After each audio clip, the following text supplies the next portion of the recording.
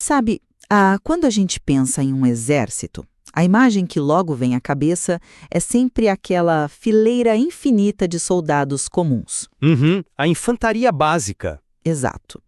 Pessoas normais, de uniforme, que estão ali prontas para defender a nação nas trincheiras do dia a dia. É um movimento bem orgânico, sabe? Todo mundo que veste a farda tem um dever essencial e inegável para com a causa. Sim, com certeza. Você não precisa ser tipo um super-herói para estar lá. Você só precisa ter sido convocado. Concordo totalmente com a imagem. Mas olha, dentro dessa mesma estrutura militar, você tem os grupos de operações especiais. Ah, sim. São aqueles poucos indivíduos que cruzam fronteiras hostis, que entram em território inimigo em missões de altíssimo risco. E para fazer isso, eles precisam de um nível de treinamento técnico e de precisão linguística absurdos. Sem falar na resiliência psicológica, né? Pois é. Uma resiliência que, para ser bem honesto, a grande maioria da infantaria comum simplesmente não tem. E nem é esperado que tenha. É. E é exatamente aí que a nossa conversa de hoje ganha atração. Porque pensa bem, se você disser que todo soldado comum é, por definição, um operador de forças especiais, a palavra perde totalmente o sentido. Fique esvaziada. Exatamente, o termo esvazia. Mas se você for para o outro extremo e colocar essas tropas especiais num pedestal inatingível, como se fossem semideuses, a infantaria comum começa a olhar para o próprio serviço diário e acha que não tem valor nenhum. E aí acaba cruzando os braços. E isso é um perigo real. Bem-vindos ao D-Debate. Hoje nós vamos pegar essa tensão militar e jogar direto no contexto da vocação cristã. A nossa discussão nasce de um material muito instigante da aula 4 de Missiologia, que faz uma pergunta direta e reta: quem é o missionário? E para deixar claro, a nossa base hoje tem copyright 2001 a 2026, professor José Márcio Lacerda, todos os direitos reservados. É um texto excelente. E olha, é um texto que não deixa a gente ficar confortável na cadeira, porque ele ataca diretamente os nossos modelos burocráticos. Ele desafia essas nossas caixinhas institucionais. E a grande tensão que a gente vai explorar hoje é esta.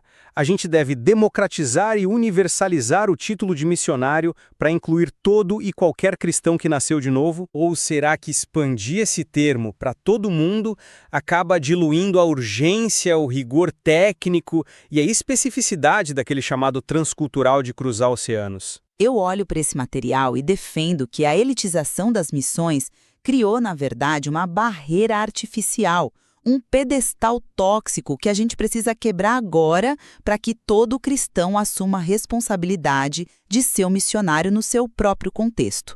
Eu, como uma defensora dessa visão, acho isso urgente. Já a minha perspectiva é bem diferente. Eu argumento que, sim, todo cristão é chamado a ser testemunha, mas esvaziar a definição específica da palavra missionário é ignorar a mecânica real do trabalho transcultural. Mas será mesmo? Eu tenho certeza. Se a gente nivelar tudo, a gente perde a noção do preparo necessário e, no fim das contas, a gente simplesmente para de enviar pessoas para onde o evangelho ainda não chegou. Bom, para a gente mergulhar nisso, vamos olhar para quem está nos ouvindo agora. Tem gente ouvindo esse programa no trânsito, a caminho do escritório, talvez trabalhando num banco ou numa escola. Pessoas comuns. Pessoas normais, exato. A premissa central que o texto levanta é que todo regenerado é, em potencial, um missionário. Ou seja, ele deve frutificar na seara a partir do exato ponto geográfico e social em que ele está inserido. Certo, eu concordo com o princípio de frutificar. Mas o que aconteceu foi que, ao longo das décadas, a gente construiu um mito. Nós pegamos a figura do missionário e transformamos num super-herói da fé, aquele ser inatingível, puro, que quase levita enquanto ora, sabe? Ah, aquela visão hollywoodiana. Total. Mas o texto traz a gente de volta para a realidade ao lembrar que o missionário, usando as palavras exatas da obra, é um perfeito ser humano em toda a sua constituição. O que significa que ele sofre as mesmas pressões psicológicas que qualquer um de nós. Exatamente. O material lembra que o missionário chora, se aborrece, tem saudade de casa. O autor usa a experiência do próprio apóstolo Paulo em 2 Coríntios 7, quando Paulo relata que chegou à Macedônia e a carne dele não teve repouso nenhum. É um texto forte. Ele diz: por fora combates, por dentro temores. Olha a vulnerabilidade disso. Quebrar esse pedestal não é só brincar com a semântica de uma palavra. É uma questão de sobrevivência para a igreja. Aquele ouvinte que está no trânsito agora, ele se sente pequeno. Ele acha que não é qualificado. Ele pensa: eu tenho falhas, eu fico ansiosa, perco a paciência com meu chefe. Missões não é para mim. Democratizar o termo é arrancar essa desculpa das mãos da igreja comum. É dizer: olha, aquele cara que atravessou o oceano chora de medo igual você. Então levanta e faz a sua parte onde você está. Eu entendo a urgência de curar essa paralisia, juro que entendo. De fato, colocar o missionário num pedestal de perfeição moral não ajuda ninguém, mas a gente precisa ter muito cuidado com a solução que estamos propondo aqui. Por quê? Porque o próprio material-fonte traz um segundo conceito logo na sequência. O missionário é aquele que atua em um ambiente transcultural, que abdica do conforto do seu lar e vai viver como peregrino em terras distantes. Se a gente simplesmente pendura um crachá de missionário no pescoço de todo mundo que está no escritório, a gente cria um problema de entropia. Como assim entropia? Pensa na mecânica da natureza humana. A água sempre corre para o ponto de menor resistência. Sempre. Se eu digo a uma congregação inteira que eles já cumpriram o chamado missionário só porque eles são gentios com um colega de trabalho, a urgência de alcançar povos não alcançados morre ali mesmo. Eu discordo que morre. Ela só ganha outra proporção. Mas perde o foco geográfico. Essa chamada elitização que o texto tanto critica não é necessariamente um orgulho corporativo cego. Muitas vezes, ela é um filtro de responsabilidade vital para quem vai cruzar fronteiras. Mas que tipo de filtro nós criamos na prática? Porque o autor do texto usa uma sátira que, para mim, é disparado o ponto alto do material. Ele propõe um exercício de imaginação fascinante. A história do currículo. Isso. E se o apóstolo Paulo, o maior plantador de igrejas da história, mandasse o currículo dele hoje para uma agência missionária moderna, pedindo apoio para ir à Espanha? O texto narra a carta de rejeição. É uma caricatura, claro. Mas é uma caricatura realista. A agência moderna olha para Paulo e diz: olha, não vai dar. Você tem idade avançada, sua aparência não é cativante, você tem problemas crônicos de visão e, o mais grave, você tem uma extensa folha corrida na polícia. Por causa das prisões, sim. Exato. O perfil psicológico dele de se envolver em confusão em toda a cidade simplesmente não serve para a nossa organização. A conclusão do material é brutal. A nossa estrutura burocrática moderna sofre de uma falta de visão da graça de Deus. Será mesmo? Com certeza. Nós criamos um arquétipo tão engessado do candidato ideal que o próprio apóstolo Paulo seria reprovado na entrevista do RH. Olha, esse é um argumento convincente. Mas você já considerou que a sátira, embora seja genial do ponto de vista literário, ignora completamente a mecânica da geopolítica moderna? Ah, lá vem a burocracia. Não é burocracia, é realidade. A gente não pode comparar o trânsito livre que um cidadão romano como Paulo tinha dentro das fronteiras do Império Romano com a realidade de enviar alguém hoje para o Oriente Médio ou para o Sudeste Asiático. Mas o Espírito Santo não é o mesmo? É o mesmo espírito, mas as leis dos homens mudaram muito. Quando uma agência missionária atual barra um candidato que tem problemas de saúde não tratáveis ou que demonstra um perfil psicológico altamente instável, não é porque eles esqueceram da graça de Deus. É porque nós estamos operando num mundo de restrições de vistos, de vigilância governamental e de choque cultural extremo. Então a burocracia governamental se tornou o nosso novo Espírito Santo? É isso? A gente terceirizou o chamado para as embaixadas? Não, de forma alguma. A gente apenas se tornou responsável pelos corpos físicos e mentes dessas pessoas. Pensa no processo de avaliação psicológica que as agências exigem e que muitos criticam como frieza institucional. Que, na minha opinião, afasta muita gente boa. Mas afasta para proteger. O que acontece quando você pega alguém emocionalmente frágil, sem preparo técnico e joga num país de acesso restrito? Essa pessoa vai ficar meses sem falar língua, sem rede de apoio, sob suspeita constante da polícia local. O colapso mental não é uma possibilidade, é quase uma garantia. Eu acho que você está subestimando a capacidade de suporte de Deus. Eu sou apenas realista. O que você e o autor veem como uma barreira que enterra candidatos úteis, eu vejo como um exercício de mordomia básica. Uma agência que reprova alguém sem condições de enfrentar um campo hostil está protegendo a vida daquele candidato. Isso também é graça, não acha? Deixa eu trazer uma analogia aqui para a gente tentar entender o mecanismo desse engessamento que eu estou criticando. Pensa na área da saúde. Tá, vamos lá. Se eu estou em casa e meu filho rala o joelho, eu vou lá, limpo o machucado, passo um antisséptico e coloco um curativo. Eu acabei de realizar um procedimento de cuidado médico. Certo, o básico. Agora, se eu começar a imprimir cartões dizendo que eu sou uma cirurgiã-chefe, a gente tem um problema grave. Eu concordo que o termo esvazia e vidas correm perigo. Eu entendo o seu ponto de que a palavra missionário deve ser protegida como a palavra cirurgião. Exatamente, o preparo importa. Mas o que está acontecendo nas nossas igrejas é o inverso.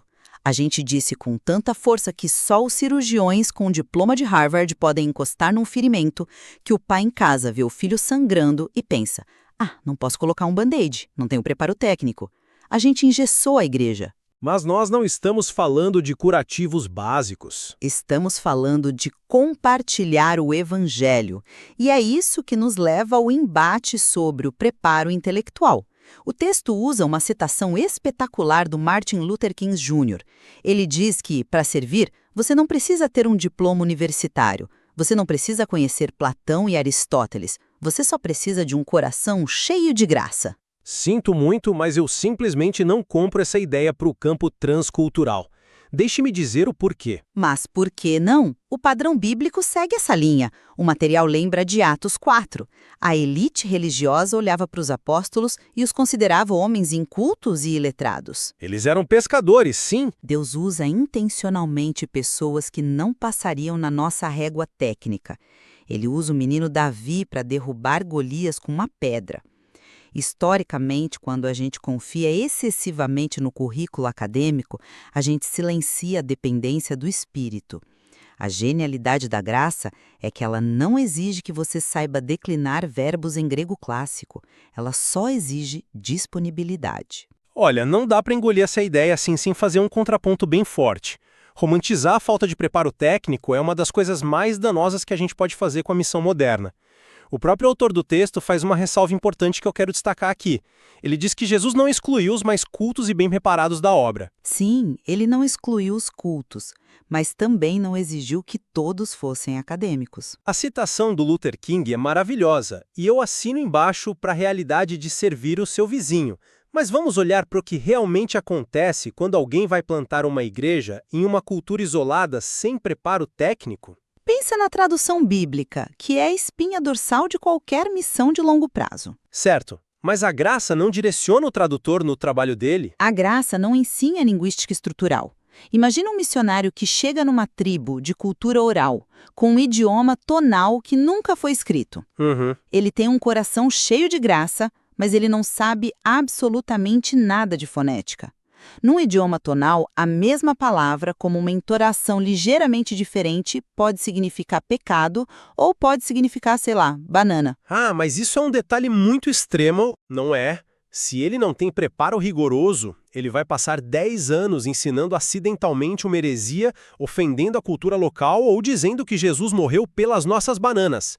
Para mim, a grande conclusão não é que o preparo é ruim, mas essa máxima aqui, a graça qualifica o coração perante Deus, mas o preparo rigoroso protege a cultura de destino perante o missionário. Sem preparo, você se torna um risco para as pessoas que você foi chamado a amar. Eu compreendo por que você pensa assim, mas permita-me apresentar uma perspectiva diferente sobre esse risco. Fique à vontade. Porque a gente cai num ciclo vicioso. Quando a gente coloca todo o peso da missão em cima de ferramentas linguísticas avançadas e, sei lá, inteligência emocional de aço, a gente volta para aquele pedestal que afasta as pessoas comuns. O material traz de volta a figura de Elias, citando a carta de Tiago, capítulo 5. Que diz que ele era semelhante a nós. Exato. Tiago nos diz que Elias era homem sujeito às mesmas paixões que nós. Elias entrava em depressão, ele teve vontade de morrer debaixo de um pé de zimbro, e ainda assim Deus fechou e abriu os céus através da oração dele. Mas ele era um profeta escolhido para um tempo específico. O que o texto defende é que a dicotomia entre o missionário diplomata que vai para a Ásia e o crente comum é uma ilusão sob a ótica do mandato divino. O autor diz claramente a ordem foi dada a todos aqueles que receberam uma nova natureza. O campo não é só o lugar que exige passaporte. Certo. O campo é a universidade onde você estuda, é o escritório corporativo. A gente não pode dizer que a urgência estratégica na Macedônia é maior que a urgência na sua vizinhança. Quando nivelamos o termo, nós dizemos ao indivíduo que os medos e falhas dele são iguais aos do cara que foi para o outro lado do mundo e que ambos dependem da graça. Ninguém está negando a necessidade de testemunhar no trabalho. Isso é básico. Mas a gente precisa ser intelectualmente honesto sobre as consequências desse nivelamento. O próprio material que estamos debatendo encerra lembrando as palavras de Jesus de ir a todas as nações e até ao último recanto da terra. E você acha que a gente não vai chegar lá se democratizar o termo? Vamos voltar àquela questão da natureza humana. A água corre para o lugar mais baixo. Se evangelizar o colega no escritório te dá o título oficial de missionário com o mesmo peso de urgência, quem é que, em sã consciência, vai arrancar os filhos da escola, vender a casa e ir morar num último recanto da terra que não tem infraestrutura? Aquele que sentir que foi especificamente convocado para lá, independentemente do rótulo que carrega. Mas o rótulo importa. Ele age como um farol para a comunidade. A palavra missionário, reservada para o trabalho transcultural, existe justamente para manter a igreja local desconfortável. Ela serve para que a congregação, sentada no domingo no ar-condicionado, olhe para aquele termo e lembre, olha, nossa missão não acaba no nosso CEP. Mas isso não está acontecendo, a igreja já parou de enviar. E se todo lugar for campo missionário com a mesma prioridade estratégica, adivinha só, os lugares que exigem um maior nível de sacrifício vão ser ignorados. Se a gente democratiza demais a definição, aí sim a igreja para de enviar de vez. Mas veja a ironia profunda do que o texto do Lacerda aponta. Ele diz textualmente que o elitismo em missões tem enterrado muitos candidatos que seriam tão úteis se nós apenas dessemos uma oportunidade. Enterrado. Sim, a burocratização, que você chama de farol, na verdade está apagando a luz de milhares de pessoas.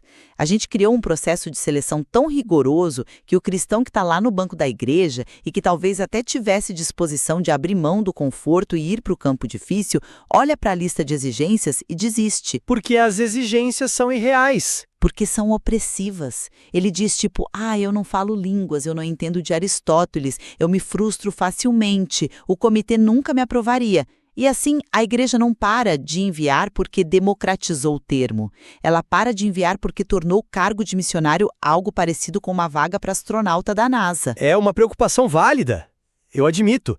Mas a alternativa de abrir as comportas sem nenhum rigor técnico ou psicológico é transformar o campo missionário num campo de baixas emocionais e acidentes diplomáticos. Baixas sempre vão existir numa guerra. Mas nós podemos minimizá-las. Quando você cita que os apóstolos eram considerados incultos, a gente tem que lembrar do contexto deles. Eles podiam não ser da elite religiosa, mas eles viviam numa cultura onde entendiam as dinâmicas sociopolíticas do império. Eles dominavam o grego koiné, que era a língua franca da época. Sim, era o contexto deles. Exatamente. Eles não caíram de paraquedas num planeta alienígena sem ferramentas de comunicação. A frustração com a lentidão das agências modernas é legítima, mas o rigor delas não é falta de visão da graça. Pelo contrário. Como pode ser graça impedir alguém de ir? Porque reconhecer que o ser humano quebra sob pressão e tentar preparar essa pessoa para que ela não seja destruída no processo é a forma mais palpável de graça que uma agência pode oferecer. Não proteger a mensageiro é negligenciar a mensagem. E é aqui que chegamos ao momento de tentar encontrar o equilíbrio nas posições que a gente colocou na mesa hoje a partir dessa provocação da aula 4. Durante a nossa conversa, eu defendi firmemente que democratizar o título de missionário é uma correção de curso essencial. Eu, particularmente, continuo acreditando que se a gente não destruir esse pedestal artificial, a gente vai continuar alimentando um sentimento de insignificância no crente comum. O texto nos lembra de que Paulo enfrentava temores internos e Elias era sujeito a paixões. Mostrar essa humanidade falível e afirmar que todo regenerado é responsável por frutificar no seu próprio campo é a única forma de acordar a igreja. Entendo seu ponto. Por outro lado, eu mantenho a minha posição de que a preservação da especificidade do termo não é elitismo, é pragmatismo vocacional. Nós precisamos do engajamento local de todo cristão, sem dúvida nenhuma, mas esvaziar a definição colocando tudo no mesmo balaio obscurece o mandato geográfico de alcançar até o último recanto. É uma linha tênue, né? Muito. O preparo técnico, as avaliações de sanidade mental e a necessidade de adaptação transcultural são mecânicas essenciais. Elas protegem tanto quem vai quanto quem recebe a mensagem. A graça qualifica, perante Deus, mas as ferramentas técnicas protegem a execução da missão na Terra. Mas apesar desse cabo de guerra bem tenso sobre o rigor das agências e a abrangência do rótulo, acho que o texto nos leva a áreas onde nós somos forçados a concordar. Fica muito claro para nós dois que essa ideia hollywoodiana de um missionário imaculado e à prova de balas é uma mentira absurda. Com certeza, a obra desmistifica isso perfeitamente. O missionário sofre, sangra, entra em conflito e depende da graça do primeiro ao último minuto do dia. Exatamente. A falhabilidade humana é o nosso grande denominador comum aqui. A divergência não é sobre se a grande comissão deve ser obedecida, porque os dois lados encaram isso como um imperativo irrenunciável. A questão toda é como nós alocamos e preparamos os recursos humanos para garantir que nenhum fronte seja abandonado, seja o caixa do banco ou a tribo isolada. O que nos joga de volta àquela imagem lá do começo da nossa conversa. Quem está nos ouvindo hoje precisa lidar com essa realidade. Se você é infantaria segurando a linha de frente no seu escritório na terça de manhã, ou se você é a pessoa chamada para as operações especiais do outro lado do mundo, a guerra é a mesma. O brasão na farda é o mesmo. É o mesmo brasão.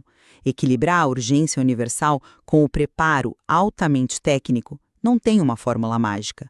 É uma tensão que a gente vai ter que administrar dia a dia. E é por isso que encorajamos você a pegar os apontamentos e ler o material. Porque o objetivo aqui não é decidir quem ganhou o debate, mas deixar a pergunta martelando na sua cabeça. Uma reflexão necessária. Olhando para a sua própria vida agora, você diria que a sua trincheira precisa de mais preparo ou o seu preparo precisa de mais ação? A gente deixa essa reflexão com você. Até a próxima. Até a próxima, pessoal.